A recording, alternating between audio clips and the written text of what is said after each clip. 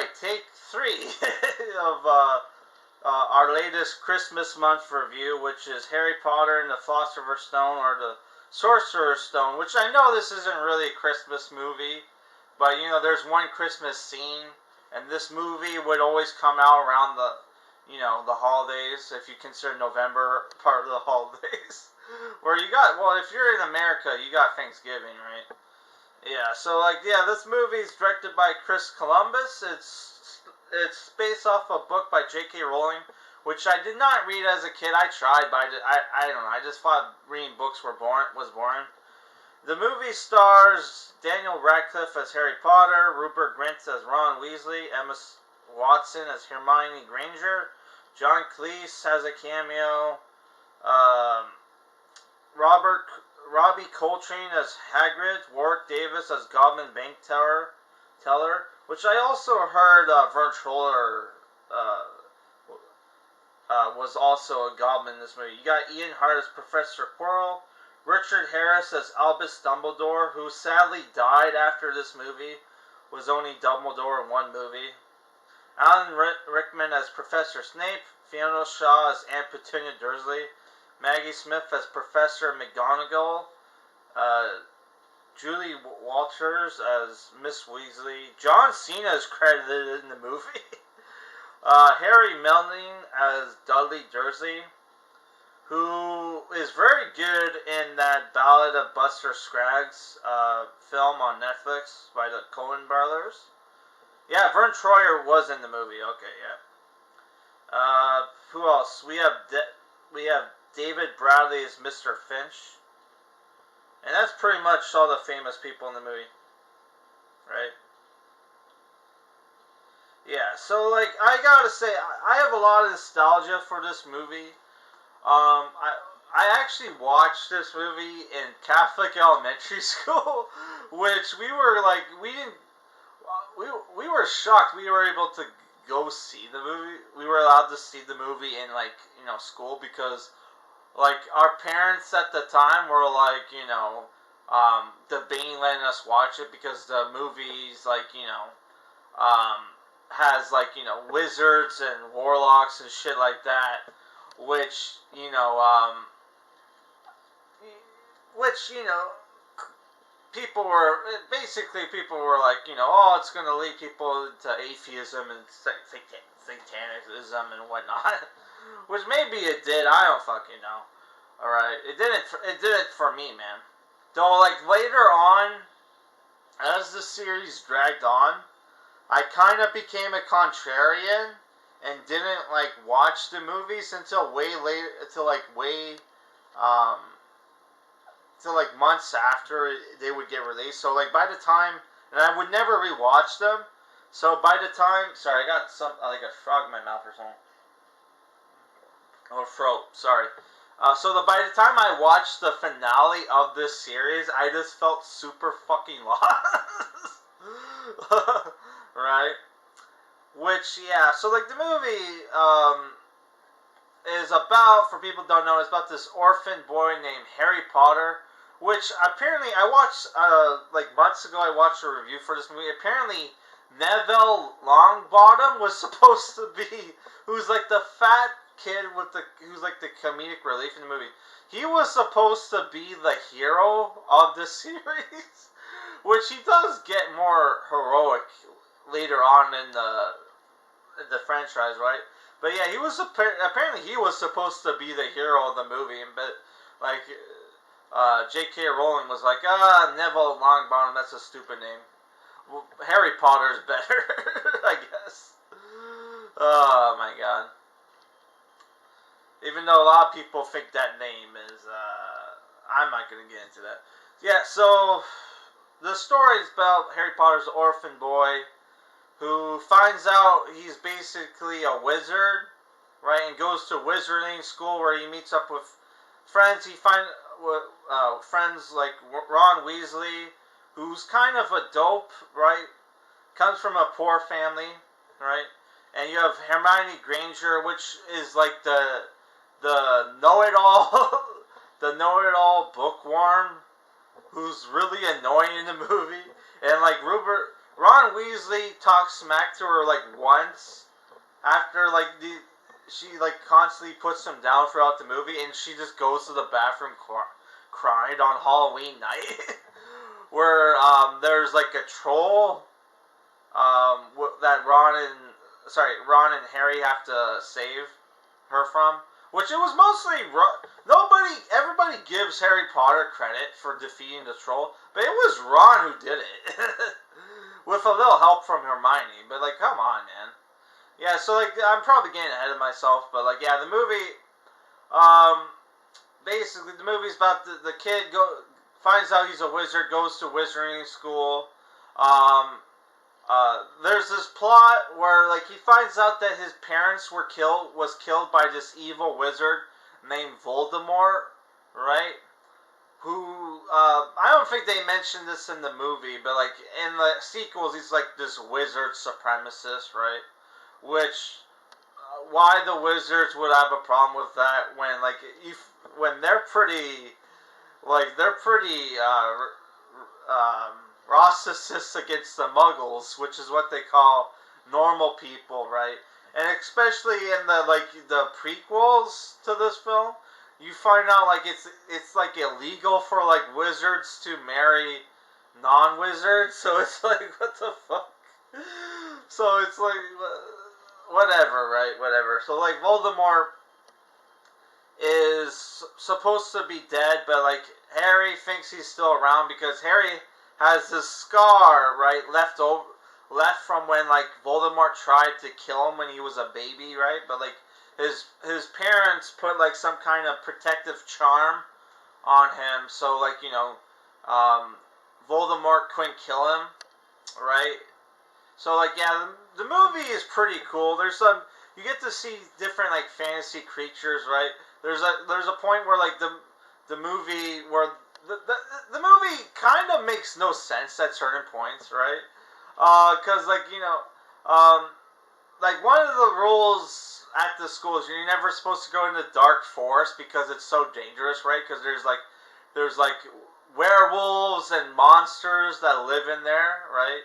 And like I think in the sequels you have like giant spiders are there too. So like yeah, what happens is that they get punished for being out after dark, right? So they get put on this mission with Hagrid to go and hunt down whoever's been killing the unicorns and drinking their blood, which turns out to be like this dark cloaked figure who's supposed to be Voldemort. In the movie, right, Harry Potter thinks that like Snape, who is like played by Alan Rickman, is like basically in line with the Dark Wizards and is trying to bring Voldemort back because there's like the school is secretly guarding this stone called the Philosopher's Stone, which if you ever watched like Full Metal Alchemist, you know what it is, right? So like yeah, they're guarding it, and like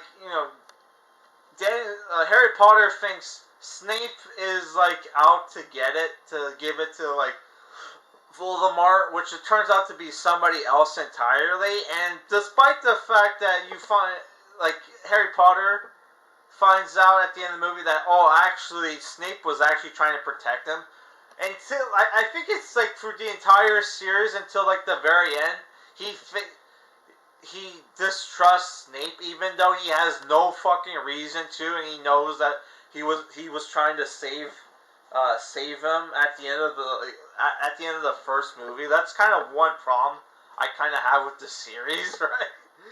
But overall, I thought the movie was good.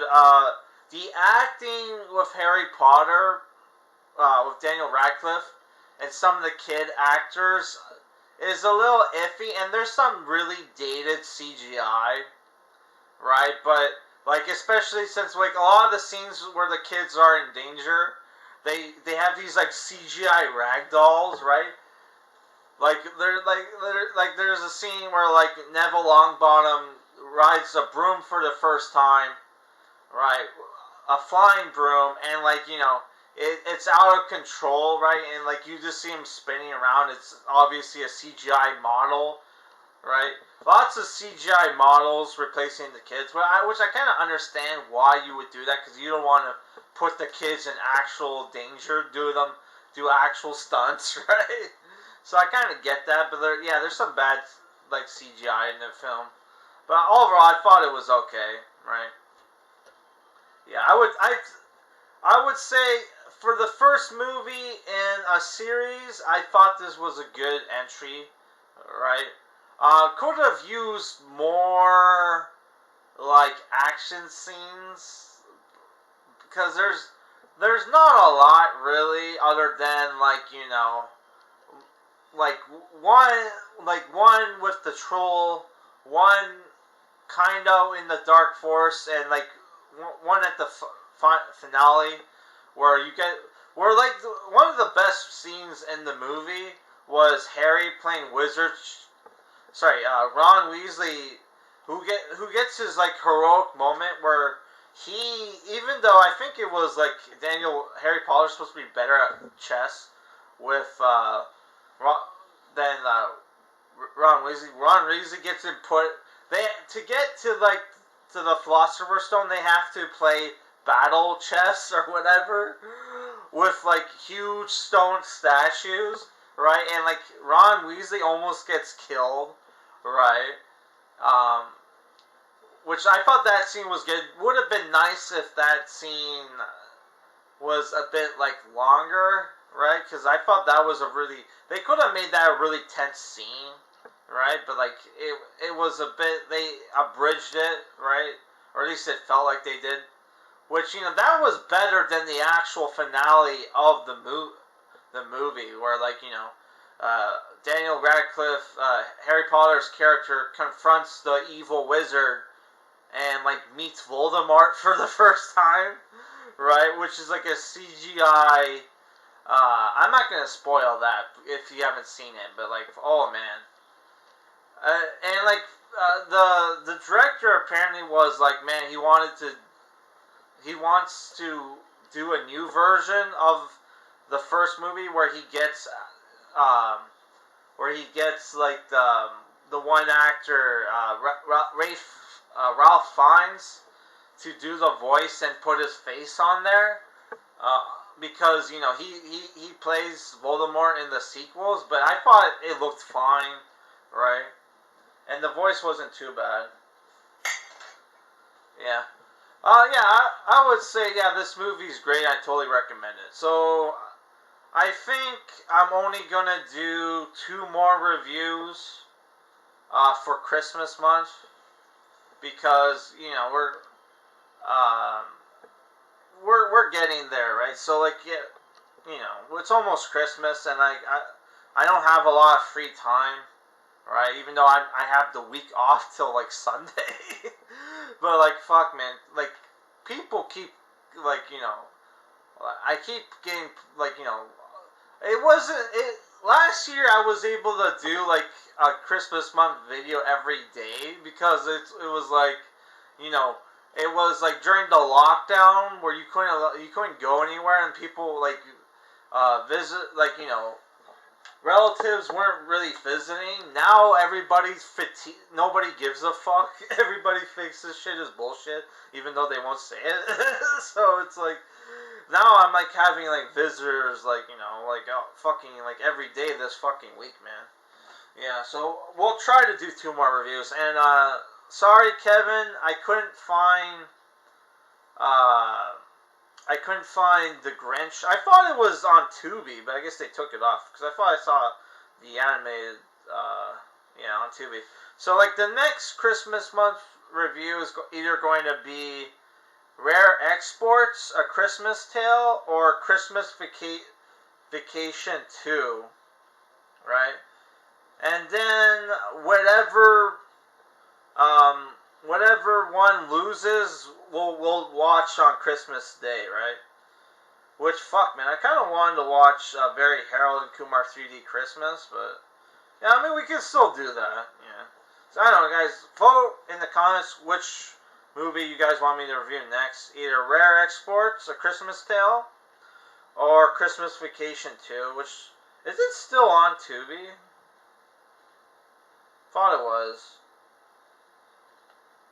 Yeah, I'm sure. I think it is. Man, Tubi, why the fuck are you getting rid of your Christmas movies before Christmas, man? Like,